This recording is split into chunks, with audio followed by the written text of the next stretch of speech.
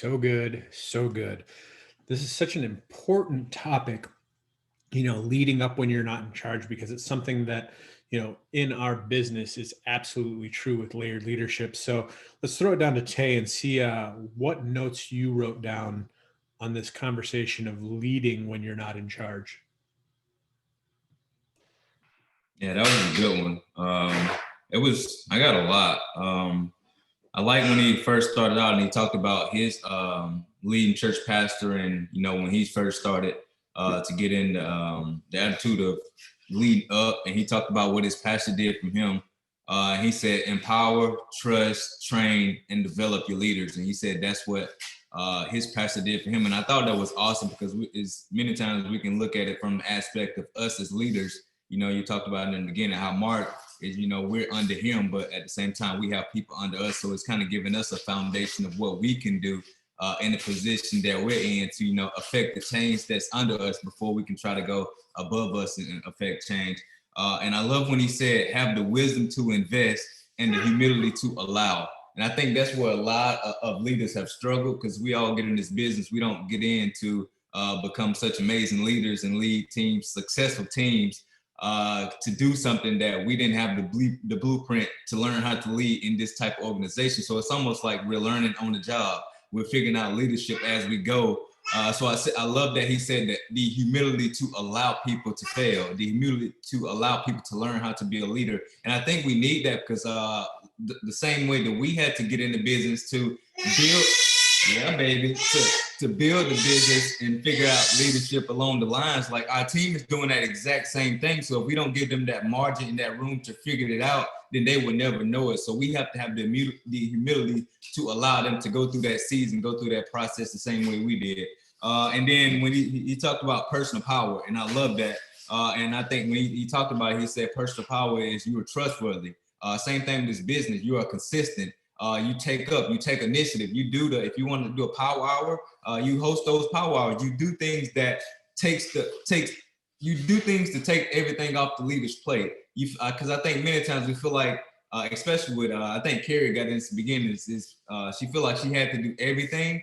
And what that do is it tires you out and it makes you feel like you have to carry the weight of your team. But that's not the case. You have to empower your team. You have to give them that margin. And you have to understand, like, you gain that by showing up each and every day. You gain that by building your business each and every month. And you have to understand, like, change doesn't happen over time. It doesn't happen overnight. It happens over time. And the only way to get that change to happen, you have to show up each and every day and take those steps and step into that leadership role, understanding that it's going to come with responsibility. And it's also going to come with you investing your time in that. So I love that. I love when he said people will follow a leader with a heart before they follow someone with a title. And I love that because me personally, when I was having a job, the person, I'm not going to say I hate it, the person that I least liked working with was the person who had the title. And they felt like because they had the title, they had the authority to really just be a jerk to you and be a jerk to other employers. And that was the people that we hated working with. We hated being on shift with.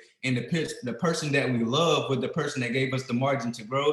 They gave us the voice to, like, if we saw something was wrong, talk about that thing. But also, like you said, come with a solution. I think we can do this better. And I think when you're that type of leader that leads with the heart and just always open to new ideas, like I said, you bring solution to the table. You see things that the leader don't see because they're in a position to, like, they don't have to be hands-on. They don't have to be necessarily in doing the things that you're doing on a daily basis. So I love that part. And then the last thing I have to share, I love he just talked about the 5 things: the honor, the timing, the motives, the initiative, and the truth. Like, those are 5 foundational things. Like, before you think that you have this amazing idea, I think you have to take all of these things in consideration, and you have to filter everything through these things. And I think if you do that, then you're moving in the right direction. But it's also showing your leader so much amount of respect and understanding the fact, and just reminding you, like, they have been in the exact same position that you're in. They have uplines. Like, they have leaders above them, and they've done the same thing to get to where they are. That's going to lead you to do that next thing. So I just love these. And for me, I think it just kind of give us a foundation to, like, really go back and lay a foundation. So before we decide we want to speak out above some things, and before we think that we know everything that the leader doesn't see, many times we have to consider these things. and we had to take it and just really apply it in a way that's going to benefit us, the team, and the people overall. So I think this was a good one. It's also good for us to see from the leadership standpoint of us leading down, but also from the standpoint of us realizing what the leadership above us, the weight that they have to carry and the things that they have to deal with on another level. So I think this is good in the fact that it kind of gave us looks from both sides as being the point leader and the person who's leading below that. So this was a good one, and just thank you for sharing this one, Joe. What are you doing?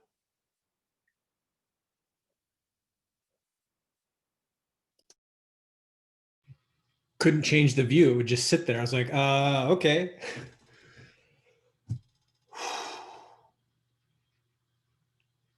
So I don't have much left to share. And I still got to get through Chad. All right, Chad, I guess you get to cover the rest of it, and then I'll just make some stuff up. Guys, this is some really, really good stuff. And I can't wait to see what Chad's got written down. Well, I love this. And, the first thing I want to say is that the one part I really caught was if you have an insecure, stubborn, or overly confident leader, this is challenging. It's much more challenging than if you have a secure leader, because there's the most secure leaders, you can tell they're secure when you see them because they're all about empowering and releasing. They're all about duplication, right? And whatever they do, even if they say you own a restaurant and you're the owner of the restaurant and you're raising up a manager, you're saying, man, someday you can own your own restaurant. That's your mentality. That's the mentality of a good leader versus I want you to be my manager and stay right there and be in that same spot for eternity because I want to use you and benefit from you. And I love as I've seen in this company over the last 8 years, I love how corporate will use anybody's ideas. I've heard stories, I think like whenever they came out the first time with the codes, where we got discount codes, those came from somebody that was part of corporate. Think of like the host to post. Host to post wasn't a corporate idea. It came from somebody in the field and they watched it and it worked. And the company's always open to things that work and they're always watching and ready. So you could be brand new in this company. You've been in the company a month and have a great idea that ends up being adopted by the whole entire company. So it's amazing. And all of us have had people on our teams that have strengths that we don't have and where they're so valuable in different areas. Like some people are just amazing event coordinators. Like they can put on an event and run it smoothly and it's fun for them where it might be stressful for another person. So I love how he went through a lot of this. So the first thing is you don't have to be in charge to lead. And then I just jotted down personal power over positional power. A lot of us come from, when I was in the military, it was all about positional power. If you have a sergeant in charge of you, you don't try and tell that sergeant what to do because you'd be trying to take over his authority. It just wasn't your place. It wasn't, you hear stay in your lane, which is basically code for shut your mouth and do what you're told, right? So I think some of us might have come up through that world where it's shut your mouth and do what you're told. But here we're giving you permission. We're asking you to bring your best ideas to the surface and to let your leadership know in the right way, which I'm glad Craig went over the right way, because if you do it in the wrong way, you come across as being, we've all had those people, right? That just are what I would call know-it-all. You don't want to come across as a know-it-all. You want to come across as a learn-it-all who has some great ideas and you're humble about your great ideas.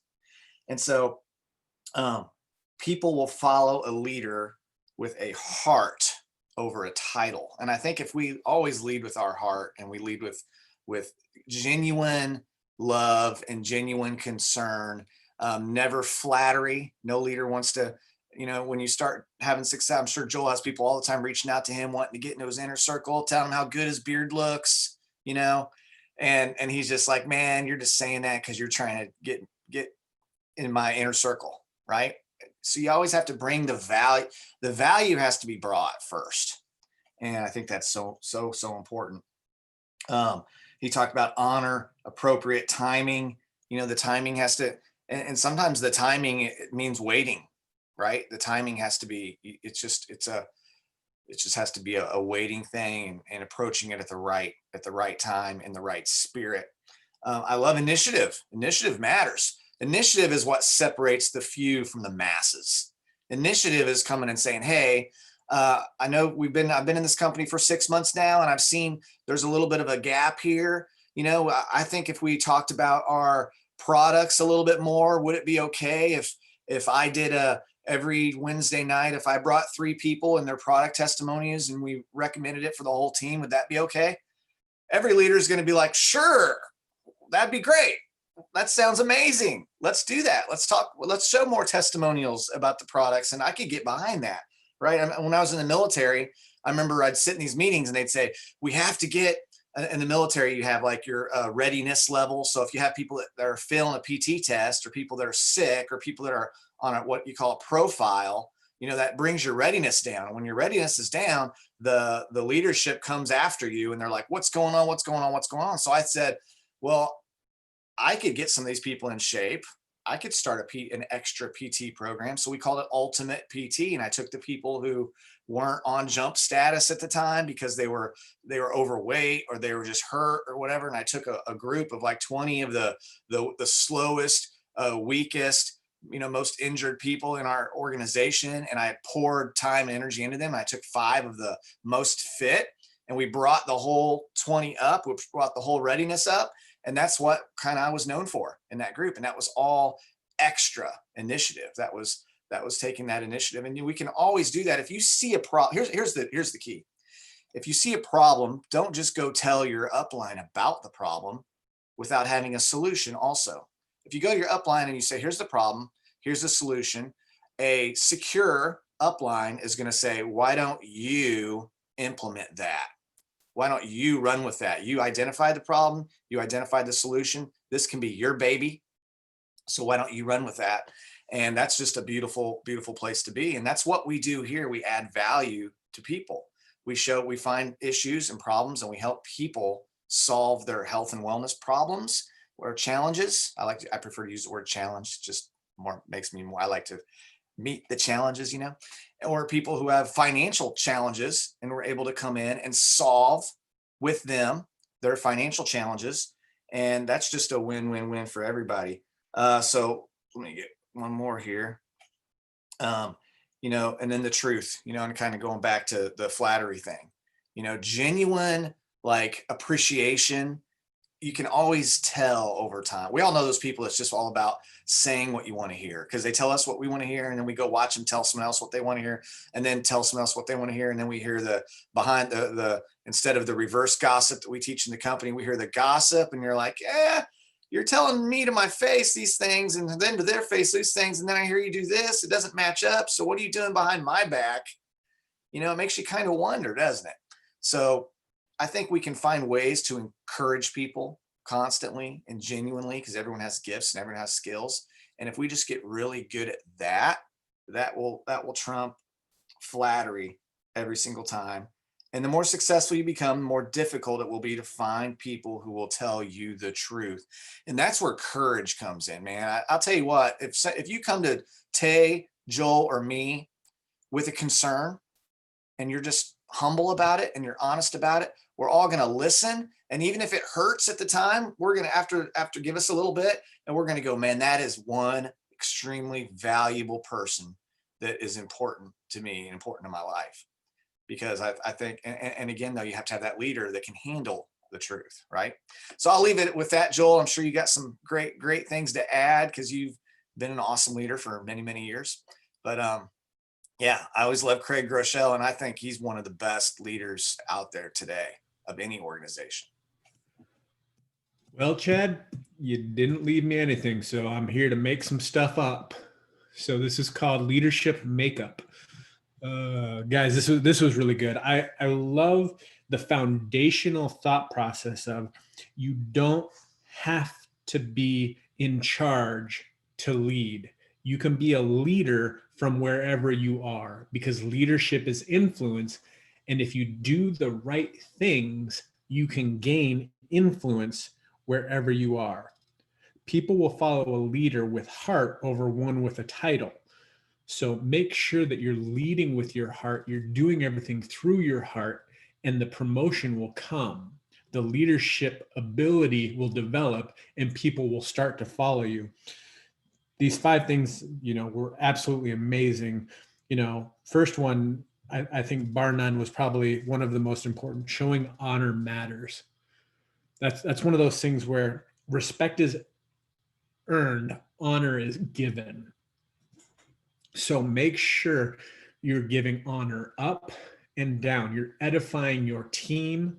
You're building people up. You're edifying your leadership. I mean, if you're sitting there constantly talking about how bad Joel Dunn is, the people on your team aren't going to care how amazing the things are that Joel Dunn says. People aren't going to care about the amazing things that Chad or Tay says, because of the fact that the edification is not there. So why would they even take the time to listen to them? And then what that does for you as a leader is it almost damages your reputation, because they're like, well, they never have anything positive to say about anybody in the company. Maybe I shouldn't listen to anything they have to say. So showing honor matters. Timing matters. Yes. I love exactly what he said, because wives are the complete perfect example of timing. Guys, we're in boxes. We have to get from one box to another box. Wives are spaghetti. They can take on so many things at one time, but you got to make sure that you're right there at the right time to get the right information in. Because guys, we're classic for being in one box and saying something, and it's not in the right spot. So guys are really horrible at timing. Women are like 99% on with timing all the time. So we just got to get better at that, men. Just saying. Number 3, motives matter. Guys, we did a whole talk on the leadership motive. And is your motive for you, or is your motive designed to be helping others? Because that's what will get your leadership and your influence growing faster than anything. When it is all about me and not about we, your leadership will shrink. Also, I love, don't point out problems without solutions. That comes down to the, is it for me or is it for we? Because if all you're doing is pointing out problems, that's just you going, me, look at all the things that I've found wrong. But the coming with solutions is about how we can do things better and fix things. You guys hit this one on the head, and I'm going to go ahead and say this is my absolute favorite. Number 4, initiative matters. Guys, leaders are waiting for you to take initiative and to step up. Like Chad said, are you coming in and going, I could probably host a Zoom for 10 people. Look at the things that your leader is doing and go, if they're the leader and these are the things that they're doing, maybe I should be doing them for my team. Initiative is, like Chad said, is the separator between the followers and the leaders, because the followers aren't going to take initiative. They're just going to sit back and wait for orders. Leaders are going to take initiative and step up and almost try and replace the leader. That's kind of the goal with leadership, and this layered leadership is the goal is for leaders to come up and lighten the load by doing the same thing and broadening the group of people. So if you're one leader by yourself leading 10 people, and now all of a sudden you're one leader leading 10 leaders who are leading 10 people because they've stepped up to do the same things that you're doing, your impact is so much more. So make sure that you're taking the initiative to step into leadership roles by emulating and doing what your leader is doing for you. You're just doing it for others, because I can't get on and do a Zoom for 10,000 people and be as effective as you jumping on a Zoom and reaching 20. Such an amazing concept. And I know Chad and Tay are both amazing at this with their teams as well. If you are willing to do what others won't do, you will gain influence others won't have. That's going to be my post right after this. So make sure and watch out. If everybody would just go on and post this one afterwards, that would be amazing, just so we could get that thought process out there. And that is an amazing quote right there. And access equals influence. Can you say it one more time, Joel? That quote? Nope. That's mine. I'm posting it. It is, if you're willing to do what others won't do, you will gain influence others won't have. Number 5, truth matters. And I'll just sum that one up with the don't be a yes man.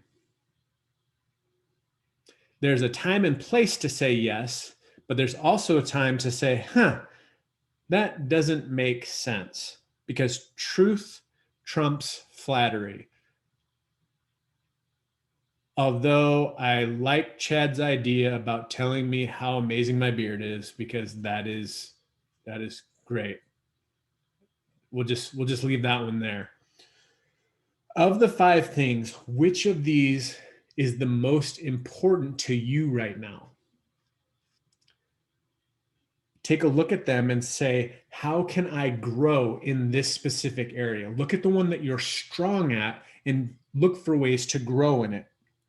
Then, where in your team can you find opportunities to make things better by using these things to serve them?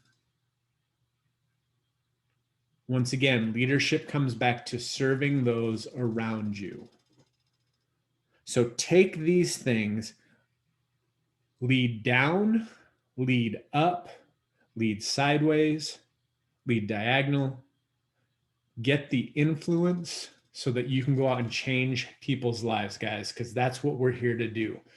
Can't wait for you guys to be back here next time. Go out and make it an amazing day. We'll see you again soon.